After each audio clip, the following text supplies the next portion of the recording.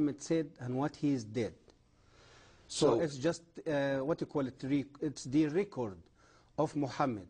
Okay. His life, his activity, his word, his action, his teaching, and the Muslim call it hadith. So one, the Quran, is supposed to be the words of God. Yes. The other are the words of Muhammad. Hadith, it's the word of the Prophet Muhammad. And are they considered to be equal or what? Muslim, they are required to believe in the both books. Okay.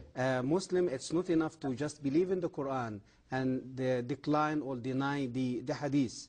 According to the Islamic law, if any Muslim going to deny any of the basic teaching of Islam, he will be convert. He will be out of Islam. And hadith, it's one of the most basics you see in Islamic faith. Okay. Now, another difference between the Quran and the Bible is that the Bible was written by individuals like Moses or Paul in the New Testament, where they sat down, they wrote letters or they wrote histories or whatever. But Muhammad never did really just sit down and write the Quran or write the Hadith, did he? No, he just simply, for example, with the Quran, he was usually in trances and he would make statements and people would write those down. Exactly. And all that was compiled later on after his death, wasn't it? Exactly, yes. And the Hadith is just statements that were compiled by compilers. It might be statements that wives remembered or friends remembered or whatever, and they just kind of put them all together. Exactly. All right. Exactly. Now, in the Quran, there are a lot of contradictions, as well as in the Hadith, a lot of contradictions. Yes. For example, you can find verses in the Quran that talk about loving Jews and Christians. Yes. And treating them with respect. Yes. Then you can find verses that talk about killing them. Exactly. How do you change his mind? A Muslim, they justify this contradiction by Arabic term, and Muslim and Islamic principle, they call it naskh. Naskh or naskh. This principle means that the future verse going to come, it's going to decline or cancel the what you call it, the previous verse. Okay, so a later verse, yes, would cancel out an earlier verse. Exactly. That might contradict with it. They call it naskh. If you ask them, but why Allah do that? They will say He do that for the benefit of Muslims and for the benefit of the human being. For example, I remember you giving an example about alcohol. Yes. Give us that example. Exactly. Like, for example, when Muhammad started to preach about his religion, the people in Arabia at that time, they was alcoholic addicts. They loves alcohol. They cannot live without alcohol. And he finds it's going to be too difficult if he's going to give them a command to stop drinking alcohol and to obey his command. So what he did, he just gave them a halfway command.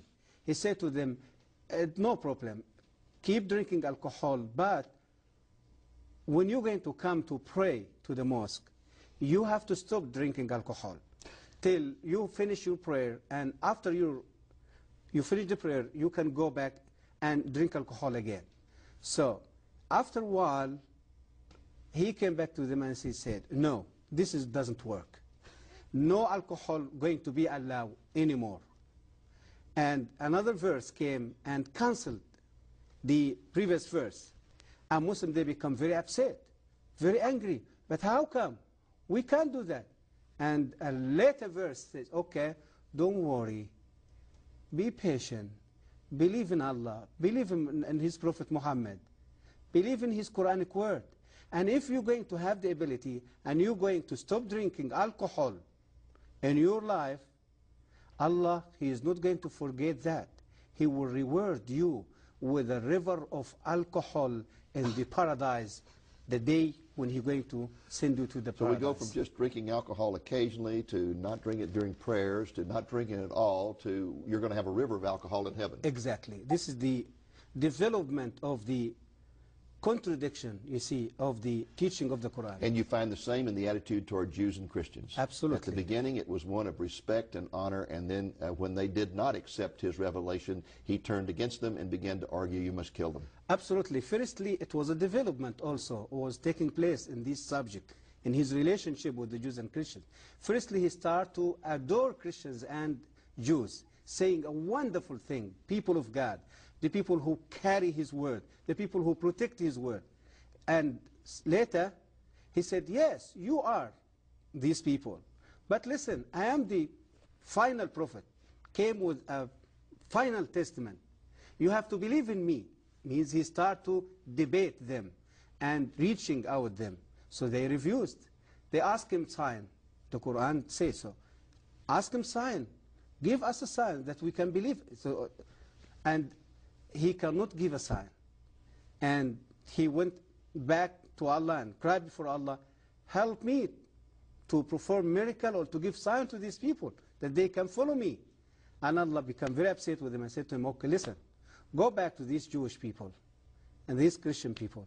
Tell them Allah gives you plenty miracles in the Old Testament, and always you rebels and against him. No more miracles. It is only one way to submit to Islam, to accept Islam, or to pay the tax. And if you refuse to do so, you will be killed. So it was development also taking place in this, you see, in this contradiction of the teaching of the Quran toward the Christian and the Jews. Folks, we're going to take a brief break at this point, and when we return, we're going to ask Mark to tell us how Jesus is portrayed in the Quran.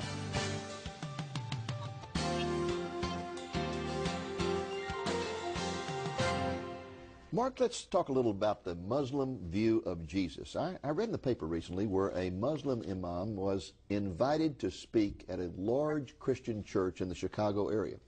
And when he got up to speak, the very first thing he said was, I want you to know that we Muslims love Jesus as much as you Christians do. Was that an accurate statement or not? It's not. Absolutely it's not. And the statement of this man, it's a deceitful statement. Why? Because the image of Jesus Christ in the brain of Muslims, in the Quran, in the Hadith, in the teaching of Muhammad, it's totally different than the biblical Jesus.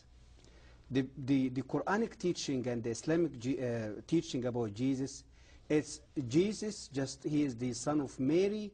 He was born from Mary through a miracle performed by Allah. And he cannot be the Son of God. He cannot be God. He wasn't crucified. He wasn't shed his blood. All the biblical view about the identity of Jesus Christ, it's misinterpreted by the Quran and by the Islamic teaching. When this man say a statement like that, he absolutely deceived the Christian congregation and the church as the Muslim Imam after September 11. Yeah, just trying to get them on his side. Exactly. Right? Yeah. Deceive the world through the secular media by telling that Islam is a peaceful religion. Now, same way. Let me make sure I understand this. They do believe in a miracle birth for Jesus. They do. But the Mary that they identify is really confused, because isn't the Mary, the mother of Jesus, identified in the Quran as Mary, the sister of Moses? Exactly. This is one of the historical mistakes in the Quran. Yeah, exactly. a lot of mistakes about Old Testament, because I get the impression that in his travels, Muhammad probably talked to a lot of Jews, a lot of Christians, got these stories, but got them all mixed up. Historical mistakes, linguistic mistakes. Yes. And as we talk about contradiction of the Quran, yes, we have to talk also about the mistakes, the historical, yes, okay. Now, to get back to Jesus for just a moment, so they view his birth as miraculous in some way or other, yes, although it's from the wrong person. Yes. And then the argument is that he was not God in the flesh, that he was basically just a great prophet, right? Yes, he considered one of the Uli al-Azm min al-Rusul, means the greatest prophets, okay, means Muhammad, Moses, Jesus, Abraham. So they consider him one of the greatest prophets. But Muhammad being the final and greatest of the He prophets. is the greatest and he is the final one. Okay. Now, did you say that they deny the crucifixion? They do crucify the yes. Does the Quran deny the crucifixion? Absolutely. Chapter number 4. Okay. Explain وَمَا قَتَلُوهُ وَمَا صَلَبُوهُ وَلَكِنْ شُبِّهَ لَهُم. So Jesus just died? No, he was never died. He was never crucified. When just the Jews tried to crucify him, Allah took him to heaven. Okay. And he's still alive in heaven. Now, do they believe that there will be a second coming of Jesus? They do believe about the second coming of Jesus, yes. Tell us about that. The Islamic view about the second coming of Jesus, totally different than the biblical view. All what Islam talking about his second coming, he going to do some things. One of these things, he going to come and to kill all pigs around the world. Kill all pigs? All the pigs. Yes. Are you serious? Yes. سيقتل الخنزير. This is the hadith, the word of Muhammad. Okay. Said so. And he going to come to break the cross. Any cross. Wood cross. Break all crosses. All the crosses around the world. Okay. And he's going to stop